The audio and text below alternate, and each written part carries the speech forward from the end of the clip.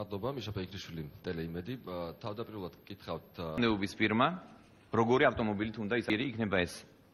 მნიშვნელობა მინისტრი თუ იგივე ვანო მერაბიშვილთან დაკავშირებით, რომ მათი ინფორმაცია ისაუბრეს თვითმმართველობის არჩევნების პოლიტიკური თამაშის წესები და კიდევ ერთი საინტერესო საკითხი გუშინ თქვენი შენობილი ადამიანები.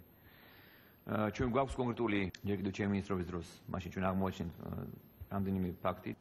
პრაქტიკულად მზად არის წარსადგენად საზოგადოების პროცესი მაქსიმალურად გამჭვირვალე.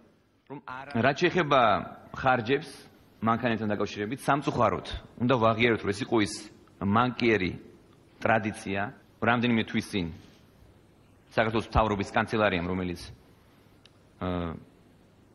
მუშაობდა ამ საკითხებზე, დაამუშავა და პრაქტიკულად მზად არის წარსადგენად საზოგადოებისთვის ის ახალი სტანდარტები, რომლის მიხედვითაც უნდა იხელმძღვანელონ საჯარო მოხელეებმა.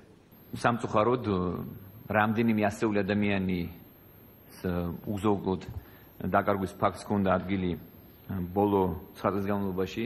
მე ვფიქრობ, უახლოეს დაახლოებით ერთ თვეში ალბათ ერთ-ერთი რამდენიმე გახმაურებული ფაქტის